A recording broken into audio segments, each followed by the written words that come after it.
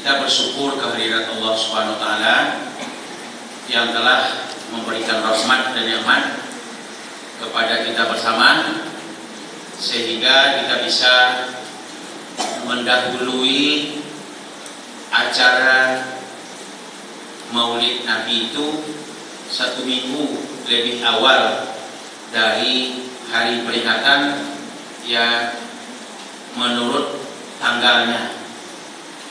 Salawat dan salam kita kirimkan kepada Nabi besar Muhammad sallallahu alaihi wasallam. Bapak-bapak dan ibu-ibu, pernah Rasulullah menyampaikan, umatku yang paling kikir adalah yang tak mau mengucapkan salawat kepadaku. Jadi oleh sebab itu Bapak dan Ibu, ketika kita mendengar nama Nabi Muhammad, ucapkanlah sallallahu alaihi wasallam, atau Allahumma shalli ala sayyidina Muhammad, atau Allahumma shalli ala Muhammad. Terlalu banyak salawat kita ucapkan, mudah-mudahan akan menjadi syafaat bagi kita umat Nabi Muhammad untuk menyelamatkan kita ketika sudah berhadapan dengan kampung akhirat nanti. Bapak-bapak, ibu-ibu, ambo ceramah bahasa Indonesia atau bahasa Minang? Rencang bahasa Jawa sudah. Jadi kalau bahasa Jawa ambo setuju, kalau bahasa Indonesia ambo setuju jo. Lebih elok awak bahasa Jawa ya. Sebelum kita ceramah lebih panjang lebar, Maulid itu di dalam bahasa Arab namanya adalah isim zaman, artinya masuk kelahiran. Kalau masuk kelahiran itu yang kita peringati, di bahasa Jawa kira-kira tunan selama kuado ulang tahun, ulang tahun. Jadi di bulan Rabiul Awal Nabi Muhammad itu adalah ulang tahun. Bapak-bapak, ibu-ibu, ambo siang piti ambo 50.000 malam gua. Tapi untuk anak-anak piti itu beko ambo ambil dalam kantong ambo di kamar. Pertanyaan adalah untuk anak-anak, siap? Siap? Ya. Ulang tahunan kabara Nabi Muhammad ini. Kalau batua beko, ambo ambil piti itu ambo bagian untuk nan batua. Ya. Nah, ulang tahunan kabara Nabi Muhammad ini termasuk anak awak yang ngaji tadi masuk tuh. Tapi kalau anak-anak nalamu nak masuk dong. Ya, anak-anak nalamu tu nalar. Kalau bapak lah banyak kuih, kalau ibu-ibu nalar tua-tua tu anda masuk dalam pertanyaan nomor. Nah, ulang tahunan kepada Nabi Muhammad ini. Saya nak dapat 7 tangan. Buat dia piti 50.000.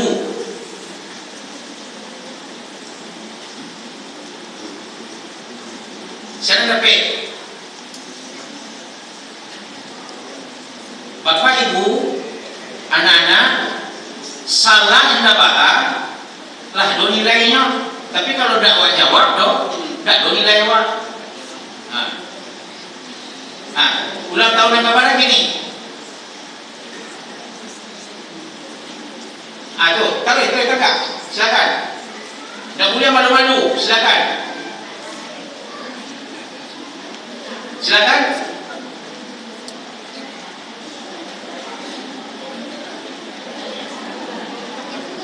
Itu yang di belakang tiang itu tak boleh, maju pokok. Nah, silakan. Nah, berdua. Asal dulu. Silakan. Nah, silakan. Silakan. Kaki-kaki sikau. Kaki-kaki sikau. Ulang tahunan kabar ini.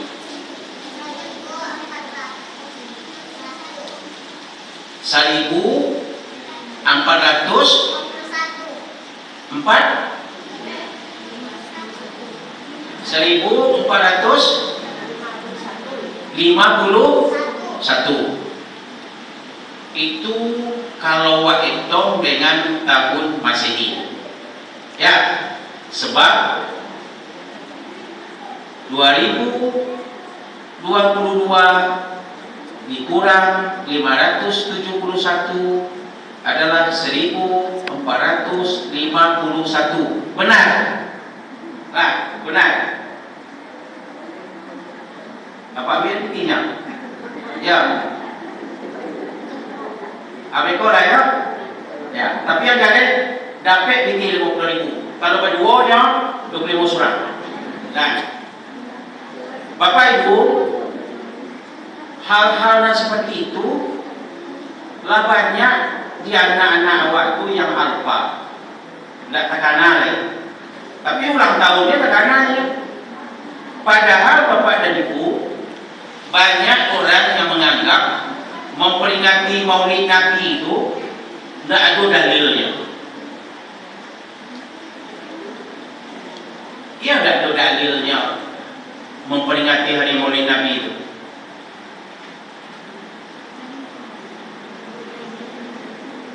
Setelah 300 tahun Nabi Muhammad meninggal dunia, banyak di masyarakat itu orang yang tidak peduli terhadap ajaran Islam. Maka ketika itu pemimpin negara mempelopori agar diadakan acara Maulid Nabi. Nah, jadi ketika orang lah banyak lupa terhadap ajaran Nabi Muhammad, maka perlu diadakan acara Maulid Nabi. Kini ada tidak orang lupa? Ada Pak? Lupa. Mungkin ada di antara awak konon hadir ini Pak bertanya acara orang musaji. Ada tidak? Kamu tanya waktu itu. Lepas tu lihat di luar peringatan Maulid, ada orang bertanya acara orang musaji. Nah, kalau lah tertulis waktu itu bertanya orang, maka itu perlu awak acok-acok mengingatkan masyarakat.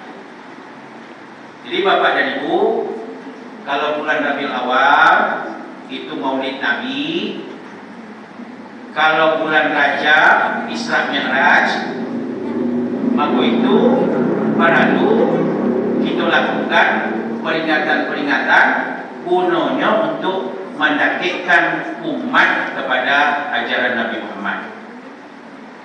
Nah, Bapak-bapak, ibu-ibu, anak-anak yang dihormati oleh Allah SWT, kalau tadi lah terjawab 1451, kalau awak bawa ke tahun Hijriah, berapa umur Nabi Muhammad ini? Kalau itu beliau, saya yang bisa menjawab. Kalau dibawa ke tahun Hijriah, kini tahun Hijriah 1440 Hijrah. Berapa umur Nabi Muhammad ini? Atau ulang tahunan kebaran Nabi Muhammad ini? Nah, cukup, nak laki-laki le. Saya dapat.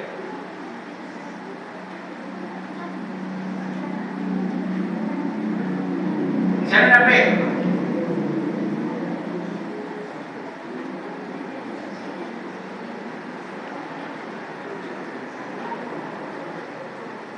Nah, cara menghitungnya Bapak dan Ibu, 1440 itu Nabi berpindah dari Mekah ke Madinah. Itu dihitung tahun itu dari tahun Hijrah. Nah, umur berapa Nabi pindah? Saat itulah dipertambahkan, saat itulah usia Rasulullah kini sesuai dengan bulan Muharram, Safar, Rabiul Awal, Rabiul Akhir, Jumadil Awal, Jumadil Akhir, Rajab, Sya'ban, Ramadan, Syawal, Zulkaidah, Zulhijjah, atau tahun Qamariyah. Saya dapat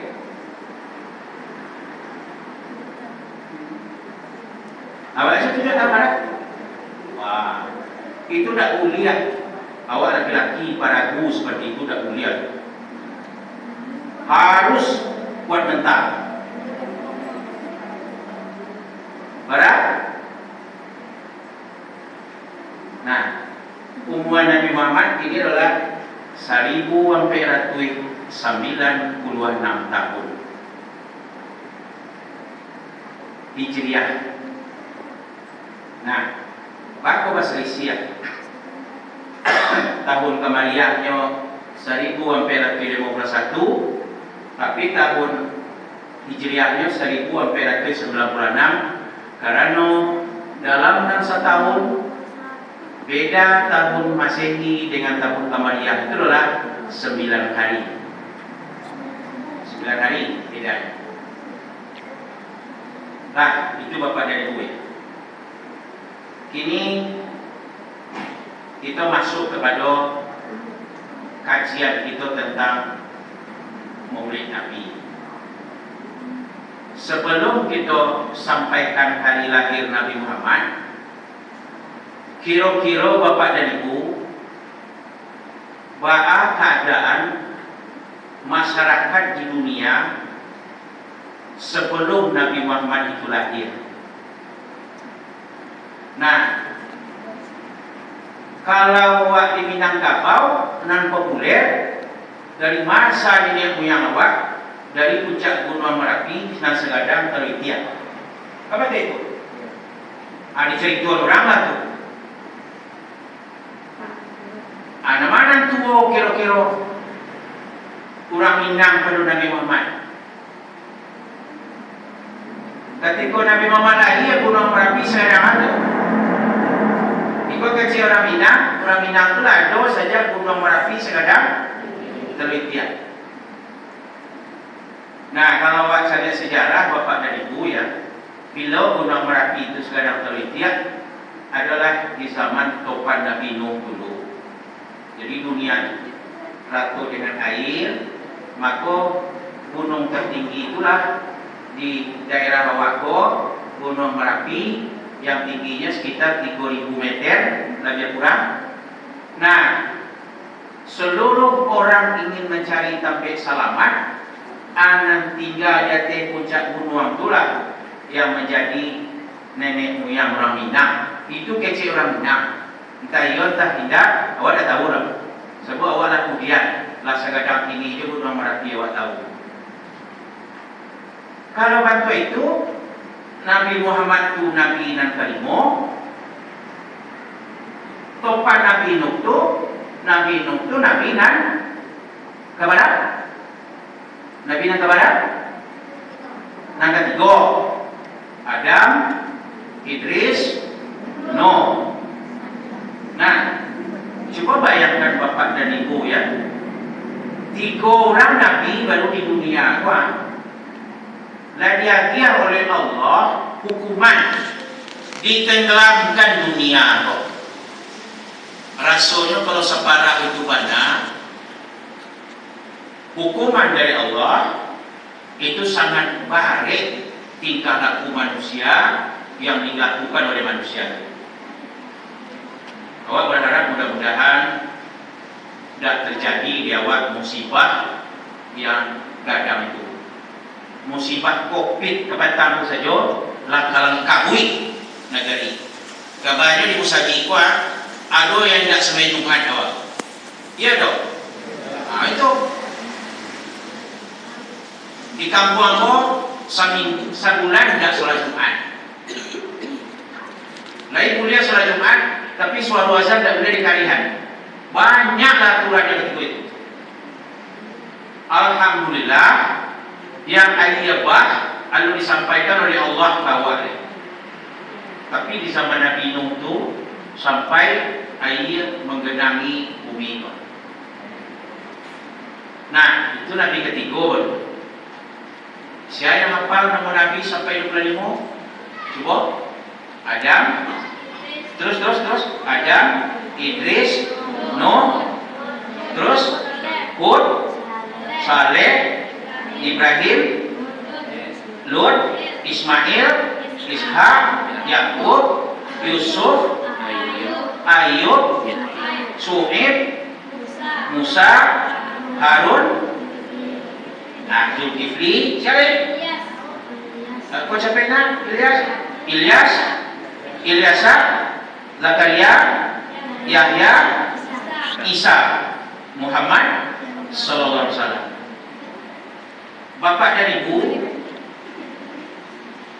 sesudah Nabi Adam, Nabi nan ke-20 Nabi apa? Nabi apa? Nabi Isa. Berapa lamonyo Nabi Isa ke hidup di permukaan bumi? Nak lama dah, 33 tahun. Jadi Nabi Isa itu hidup di permukaan bumi hanya 33 tahun. Berapa tahun Nabi Isa itu jadi rasul? Jadi Nabi, berapa lamanya? Selama itu pula. Sebab Nabi Isa itu jadi Nabi sejak lahir.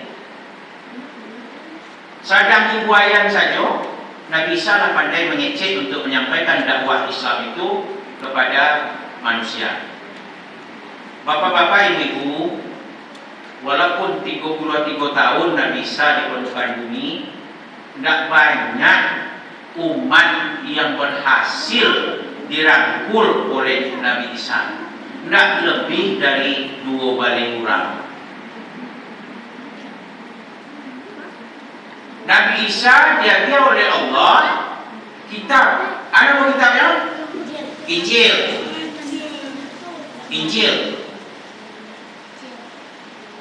Nabi Muhammad lahir tadi tahun berapa?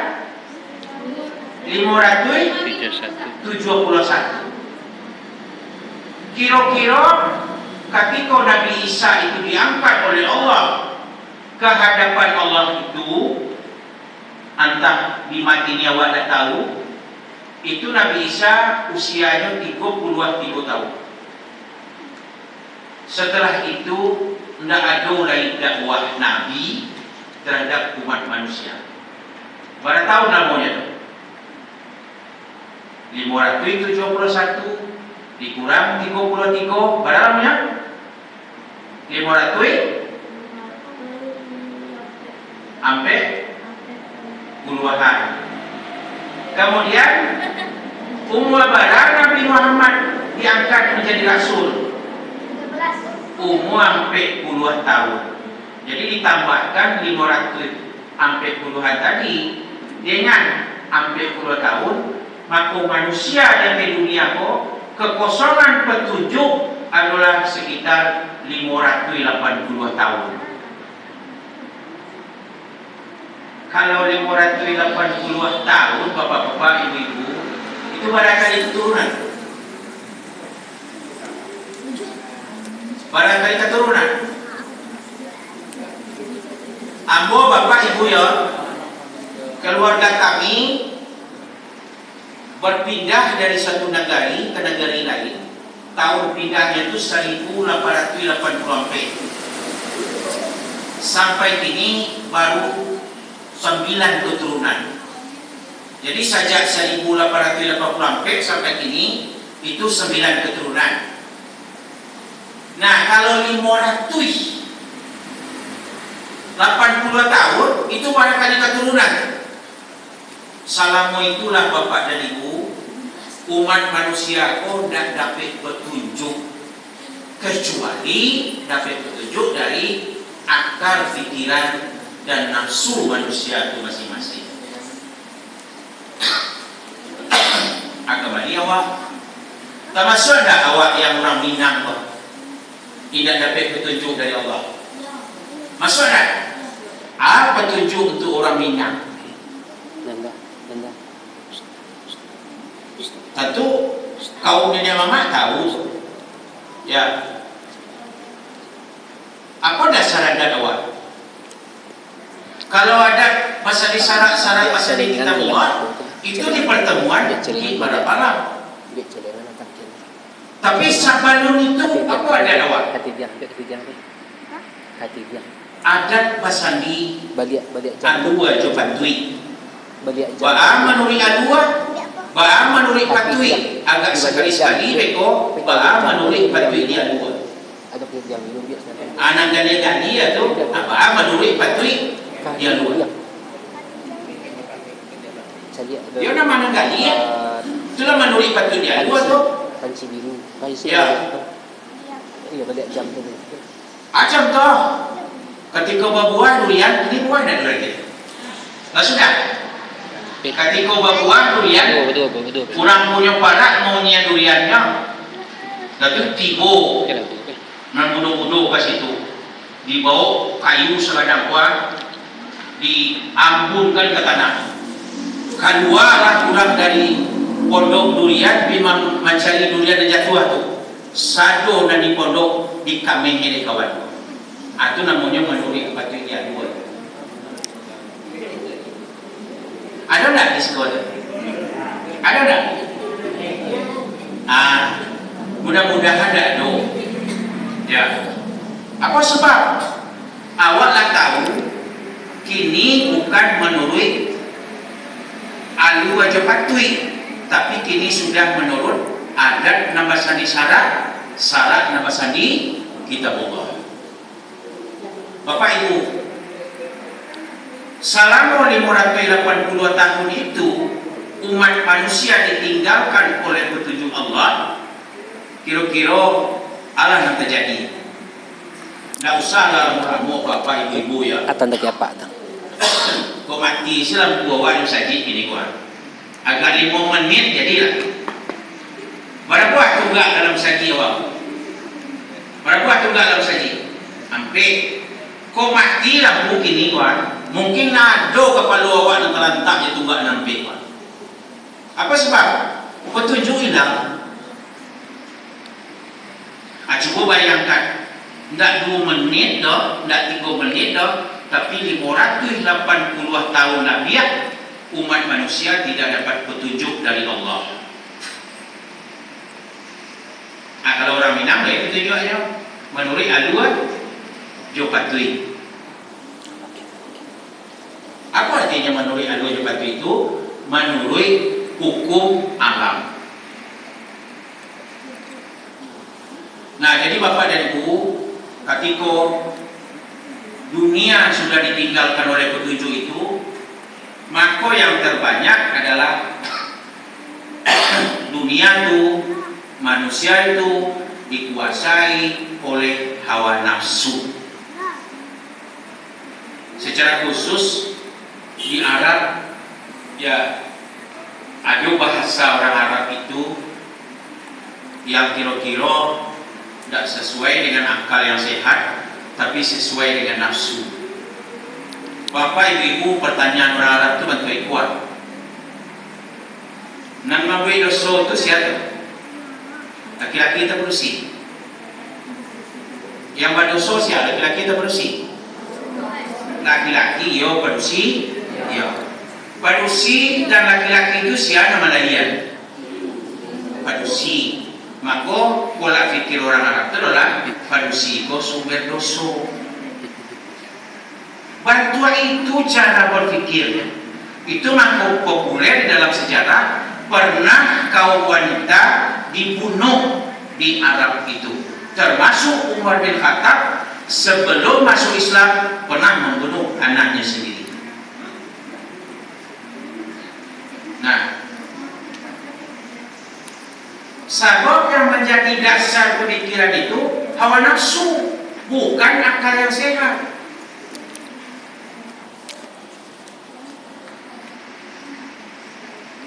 Coba bertanya bapak-bapak dan ibu-ibu di sekitar awak Nanado ini, kalau ada seorang bapak meninggal dunia, tinggal istrinya. Istri itu ada nggak berdua atau bertiga? Jadi seorang bapak meninggal dunia, kemudian tinggal istrinya berdua atau bertiga.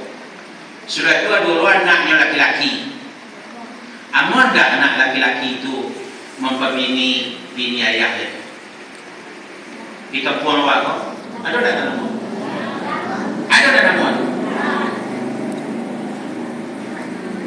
Kan kita tahu cerita apa tadi itu.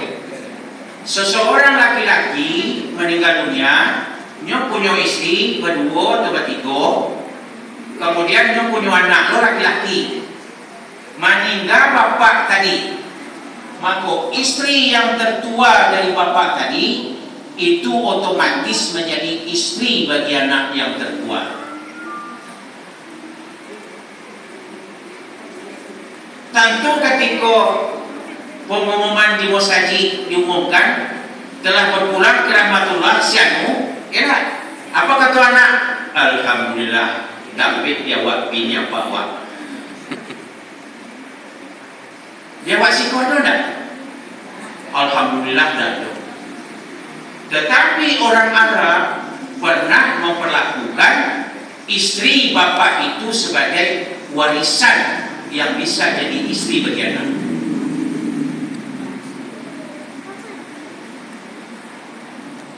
Kira-kira dasar hukumnya apa tu? Karena wanita itu, perempuan itu sama dengan harta. Kalau meninggal bapak, harta diwarisi oleh anak. Kalau meninggal bapak, bini bapak diwarisi oleh anak. Bapak-bapak, ibu-ibu, mau tak awak memperlakukan perempuan atau istri itu sebagai harta? Memang dalam bahasa awak sadari, kadang-kadang kalimat itu adalah kau adalah milikku. Ada tak terdengar? Tak boleh tu loh. Kalau milik bisa dijual itu, bisa dihadiahkan ke orang, bisa dipinjamkan ke orang. Istri itu bukan milik.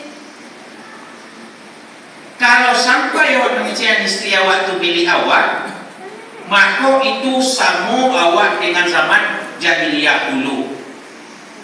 Istri itu apa? Bukan milik. Tapi istri itu adalah, kalau dibahas haluskan, adalah pasangan seorang laki-laki. Yang namanya pasangan bisa kuat, bisa lunggar. Jadi ibu-ibu jangan dianggap, jangan mau dianggap kau adalah milikku. Nah, perempuan itu bukan milik laki-laki. Perempuan itu adalah istri dari laki-laki. Kalau milik pekor, lemuaknya makai jualnya. Ya nah? Kalau dijual artinya rendah, bisa jago. Kok badan kau emang? Nalaga umur 45, kau nalaga mulai peot kau badan apa? Daya, mau ibu-ibu jago apa benda itu? Dah, do ibu-ibu dah mau jago dah. Semakin tua, kalau inya memiliki harga dirinya, inya semakin berkuasa. Nah, di zaman jahiliyah, istri itu bisa seperti itu bapak dan ibu. Ada cik lain kasus yang tidak terjadi di awak, dan mudah-mudahan tidak akan terjadi di awak untuk selama-lamanya kalau lain awak bersikukuh mengikuti ajaran Nabi Muhammad.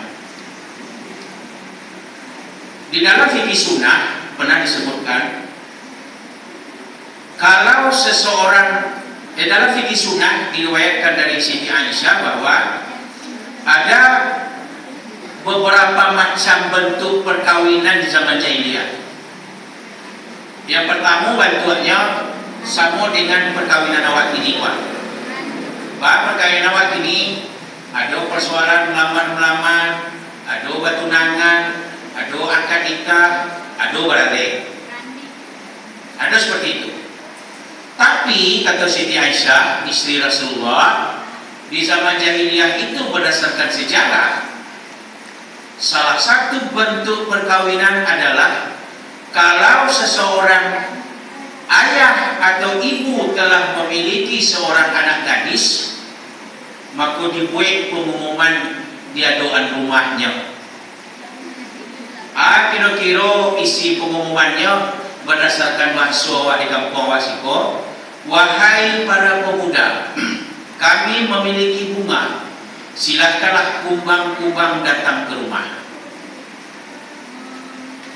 Itu kira pengumumannya tuh, tentu diperhalus, dikira seperti itu. Kan paham bapak-bapak ibu-ibu dengan pengumuman itu? Baju jualan anak, rekod ditutup pendaftaran sampai 10. Nah, ini sampai 10 lah mulianya. Lama daftar, isi daftar hadir 1 sampai 10-an. Stop. Pengumuman ditutup. Setelah itu dipersilahkanlah yang 10-an tadi bergilir menggauli si gadis tadi.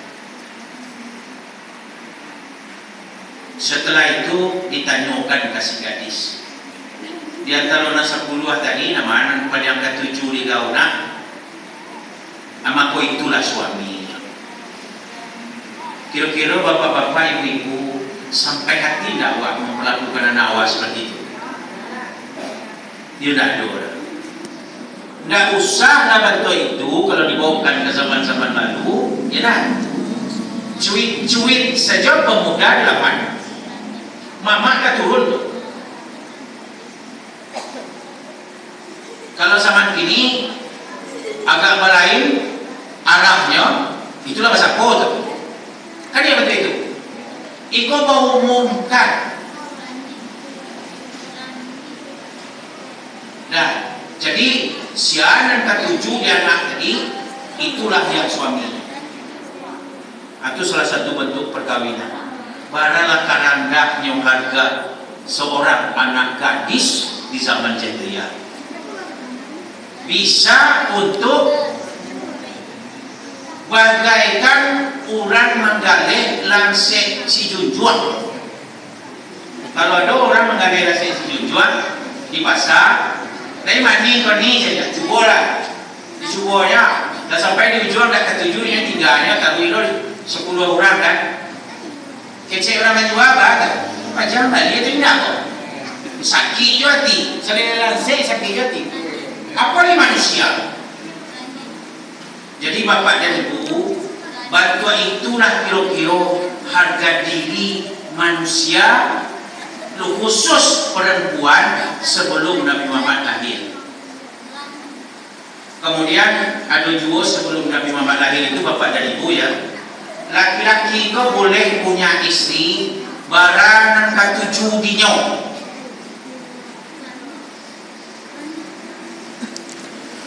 Kira-kira kalau laki-laki kini zaman kini barang ke-7 dinyo istrinya.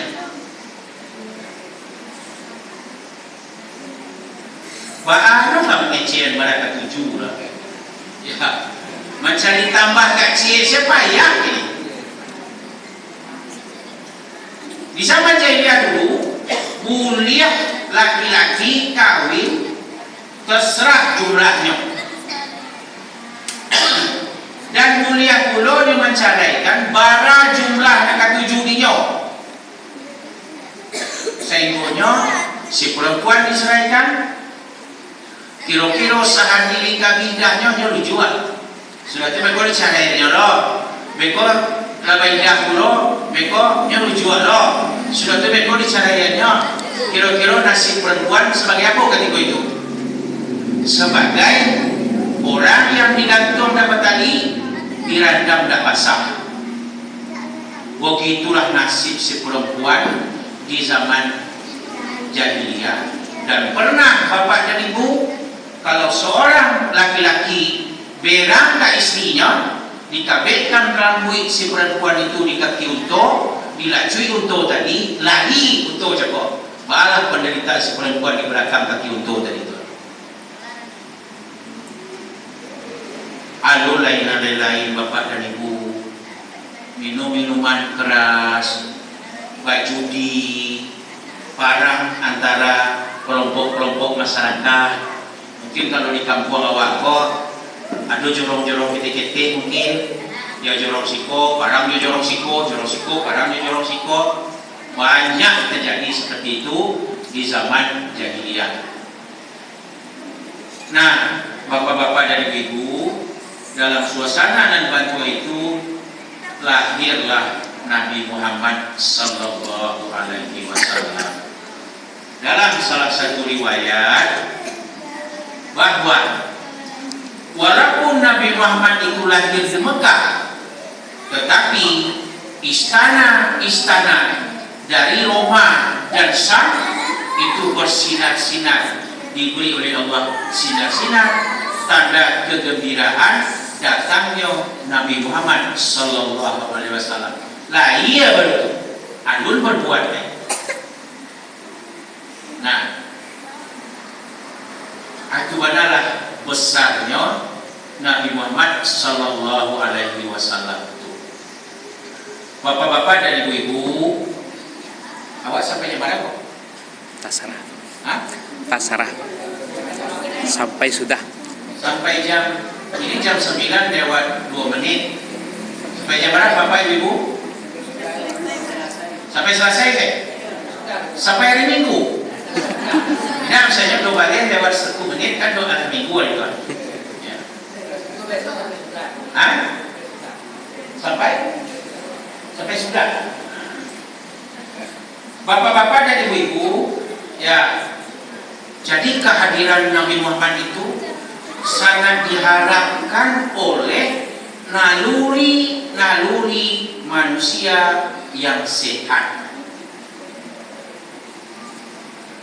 Sebab di zaman itu tuh nama dan kuasa ada orang artinya sama di zaman komunis dulu, ya agak lawe tanah orang dirampas, saketek tanah orang dibian, karena itu zaman komunis, ya sampai pembuangan orang-orang komunis dulu di zaman perjuangan, di zaman peperangan, zaman penjajahan. Aku pernah di Sijunjuang ke Bapak Ibu ya, baik ke situ orang sedang membuat jembatan ketika itu, dan bisa aku sampai ke situ. Loge, disebut Pak. Kalau sampai mau ke loge itu, bahwa kira-kira nasib manusia di loge itu dulu. Tentu kalau apa tak bisa Pak cerita, tidak?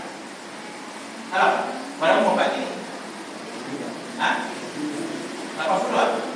Oh, berarti kalau 80 mau apa? 7 tahun mau apa baru tuh ketika Indonesia merdeka. Ada begitu banyak mengalami. Aku lihat Abo ketika Indonesia merdeka itu umur Abo adalah baru kurang 25 tahun. Nah, jadi ketika Indonesia merdeka itu kurang umur Abo 25 tahun. Berarti lu lah iya boleh. Ya kan itu Pak. Jadi Bapak dan Ibu, manusia sangat butuh dengan petunjuk Allah. Maka datanglah Nabi Muhammad sallallahu alaihi wasallam. Sebagai manusia biasa, Nabi Muhammad itu lahir dari seorang ibu yang bernama Aminah dan dari seorang bapak yang bernama Abdullah. Tapi sayang Bapak dan Ibu, Abdullah itu sudah meninggal, Nabi Muhammad baru 6 bulan dalam kandungan. Kemudian 6 tahun umur Nabi, ibu meninggal dunia belum. Kira-kira bapak-bapak dan ibu-ibu, kok berapa umur? Berapa umur?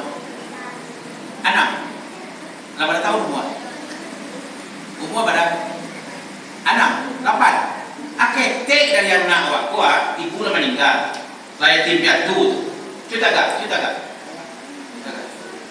Baru kalau ke ibu. Aketek dari anak awak, kalau 8 tahun ya, coba bayangkan bapak-bapak dan ibu-ibu, anak ketek dulu lah. Anak ketek sakadai tidak dua ya, lain ada ibu. Tapi bagi Allah itu tidak sulit. Orang yang menderita seperti itu yang memperbaiki dunia. Ya. Apa sebab? Nabi Muhammad itu dipelihara oleh orang-orang yang sangat baik pendidikannya. Satu meninggal, ibunya dipelihara oleh pamannya Abu Talib. 2 tahun dipelihara oleh kakeknya Abdul Muttalib. Umur 8 tahun kakeknya meninggal pula. Kalau di situ apa namanya Pak kakek? Ini. Meninggal ininya umur 8 tahun dipelihara oleh pak eteknya. Nah, umur bara pak eteknya tuh, umur bara Nabi pak etek itu meninggal di saat Nabi akan berpindah dari Mekah ke Madinah. Tetapi sayang bapak dan ibu, yang pak etek Nabi Muhammad itu walaupun menolong perjuangan Nabi Muhammad, tapi tidak berhasil menjadi orang Islam. Sedih Nabi Muhammad, punya ayah, punya pak etek, gadang jasonya, tapi tidak mau masuk surga.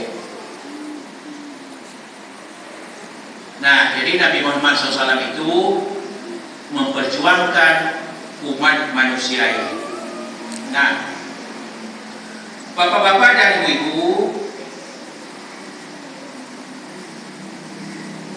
yang bisa kita ambil pelajaran dari Maulid Nabi Muhammad SAW itu adalah bahwa Allah Subhanahu wa Ta'ala bukanlah menitipkan sesuatu kemudahan itu, menitipkan satu kesuksesan itu kepada yang mudah.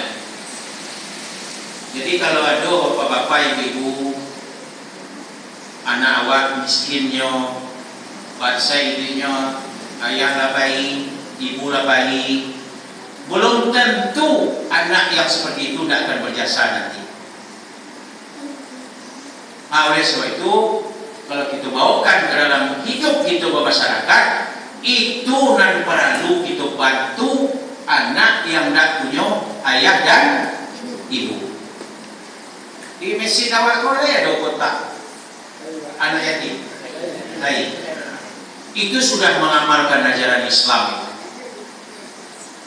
Yang memulai adanya kotak yatim itu, kotak fakir miskin, anak yatim itu adalah di Jogja dulu tuh, Kiai Haji Ahmad Dahlan yang mendirikan Muhammadiyah di Jogja.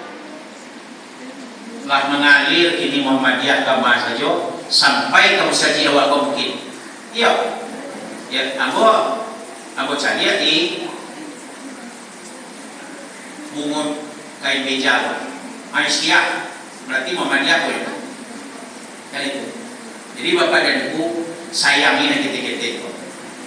Nabi Muhammad SAW di dalam hidup beliau itu, yang paling beliau sayangi adalah anak ketik. Yang paling beliau hormati adalah orang tua.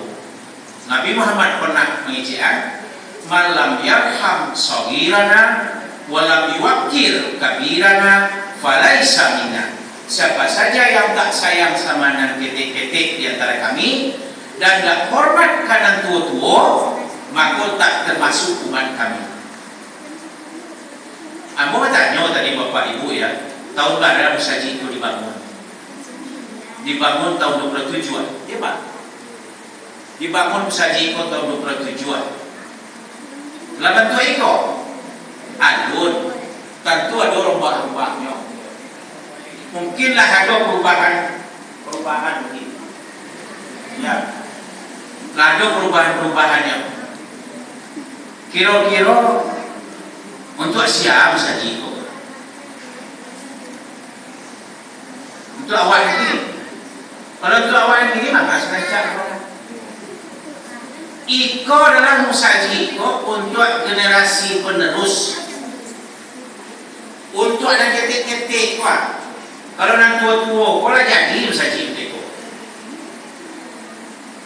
Jadi bapak-bapak dan ibu-ibu, lain ketujuh jawab musaji kau agak baunyi seketik, agak rami seketik, dia ketujuh. Kalau iyo ketujuh jawab musaji kau agak rami seketik, asuh dan ketik-ketik kau di musaji. Ada PR di sekolah? Ada? Ada PR. Besoknya ada PR. Di Mawe. Di rumah. Jual lampu listrik sendiri. Baik dia lampu sendiri.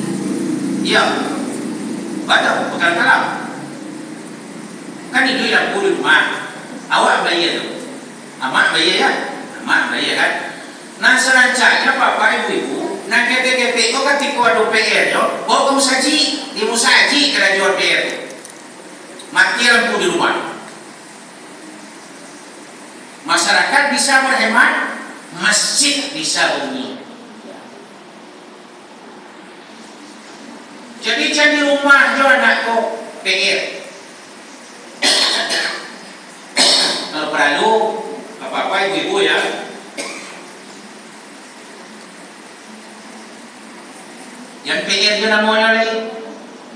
Dia guru di sekolah MR. Apa namanya? PR. Pekerjaan masjid.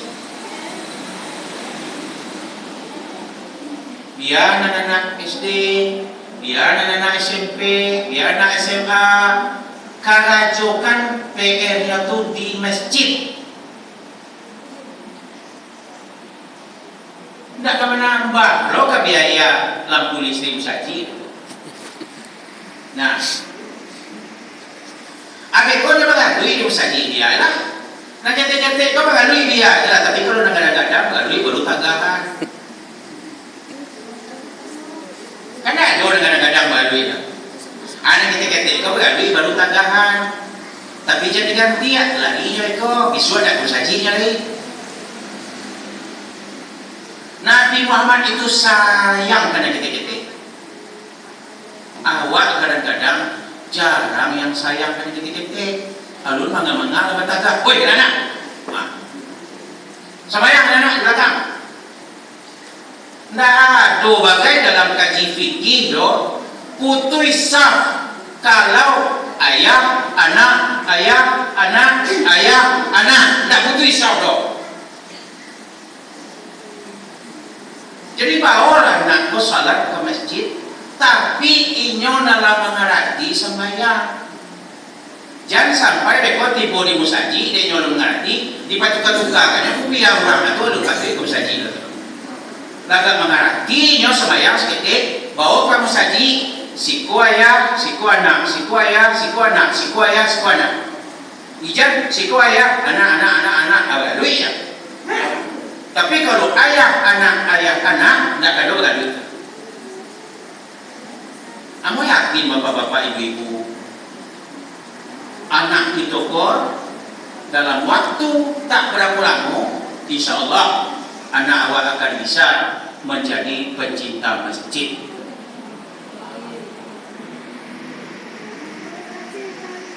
Anak tua waktu itu loh. Nanti tua kan kadang-kadang bapak ibu-ibu ya. Masih itu kalau capek panik. Nah, kalau kecil orang waktu radiator capek angin, ya. Ya kalau perahu sadioan ayah minum di musaji.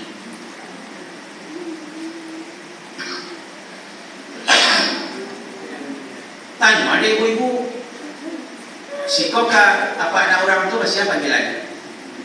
Udah, masih apa? Aduh ya nama udah ya. Kemana kau saji? Oh ya minum kuat. Gak ada ya so ibu-ibu itu.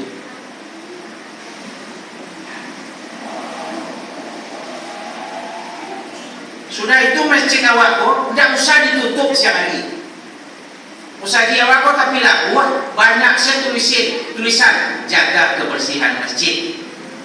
Sadiokan orang sampai bau dua, sadiokan orang sampai bahaya, sadiokan orang taifan. Kalau perlu, air minum gratis sadiokan.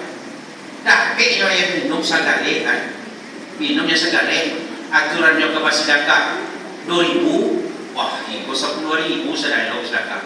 Boleh 100 ya, 10.000 je sedekah.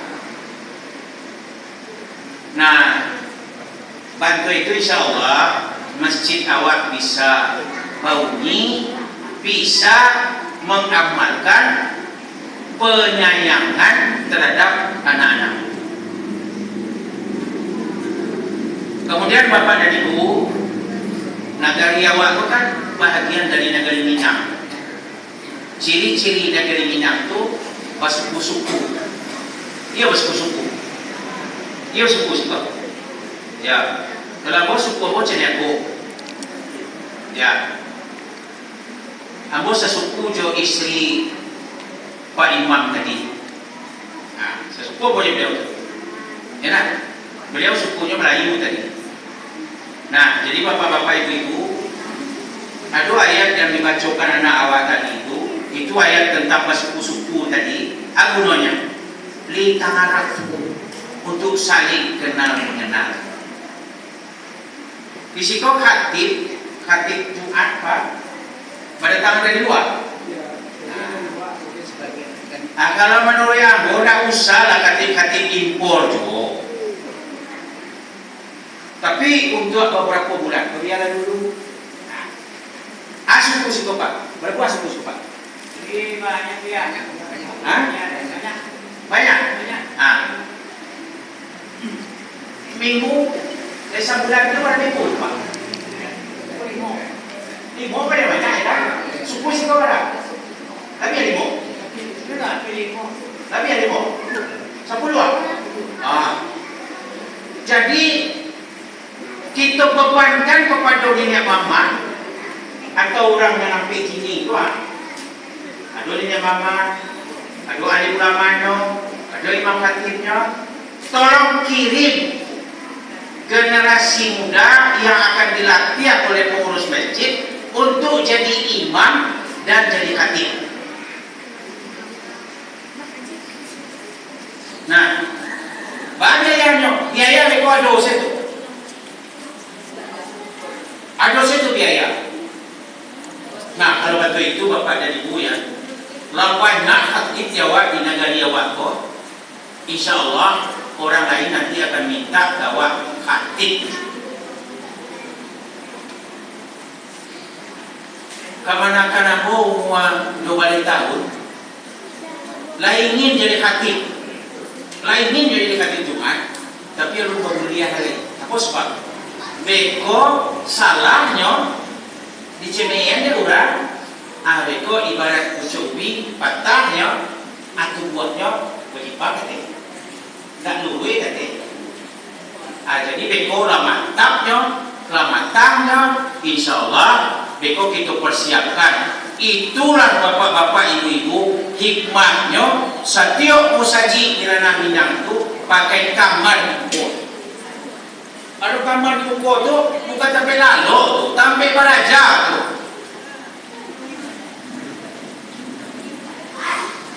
Nah, bila baraja hari Jumat jam 9. Generasi muda awak kan jadi khatib. Dibawa dari tuanku nanti musaji kau kena apa? Yo, ini kan jadi khatib yo. Ajo, khutbah dalam sebatas iko dia ini jangan. Jangan sampai ya khutbah yo boleh kok. Jangan cuba-cuba saya.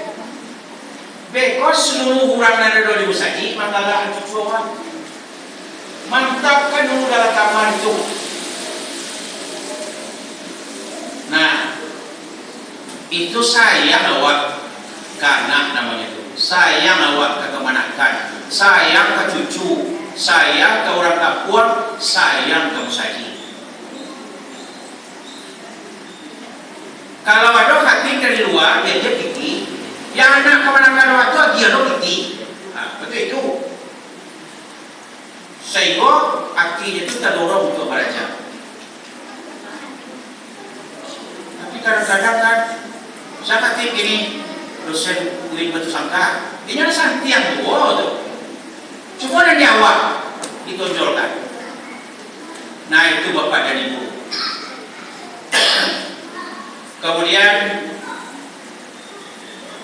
apa sebab Rasulullah SAW menjadikan masjid adalah tempat belajarnya umat manusia. Nabi aja manusia di masjid, diajar segala-galanya. Kalau Nabi Muhammad itu sebenarnya adalah ini mama Nabi Muhammad itu Karena beliau kan Sayyidul Alam, pemuluh alam tu. Nabi Muhammad itu kan Sayyidul Alamin. Maka kalau awak menjadi Sayyid pemuluh ni Muhammad, awak salin hendaknya dakwah Rasulullah. Tak kalau dia awak surang, akan kadang-kadang di kampung tu ada ni Muhammad, ada politik ni Pak. Itulah gunanya politik. Nah, jadi kita harapkan generasi muda itu dari setiap suku itu di nagari akan mengisi syiar Islam di masjid. Ambo khawatir bapak-bapak dan ibu-ibu ya. Payah awak beko kalau awak tentukan mana sianan khatib, sianan imam, sianan ke menjadi penyelenggara salat jenazah, sianan ke memandian mai, awak tentu ke mana orang. Kok orang tu nak meninggal beko asian ke mandian. Oh jadi pelatihan salat jenazah, pelatihan imam khatib, pelatihan yang lain aduan di masjid kok.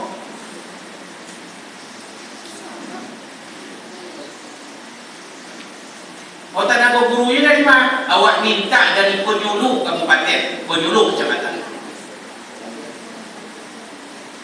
Nah seperti itu Bapak dan Ibu.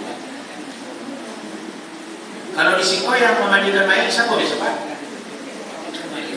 Ada tuan tu yang mandi. Aku mandi itu meninggal, saya mandi Pak. Kau Pak Wakil mandi itu meninggal? Nah jadi awak kodape andanya wakil mandi pun lain tapi sedang berbatu sangka. Aku dapat aduh saya taruh hendaknya yang akan bisa memandikan mayat. Kalau yang itu apa? Ya. Nah susah enggak dulu Pak? Kalau hati amu ada susah. Jadi apa? Mudah-mudahan kita mulailah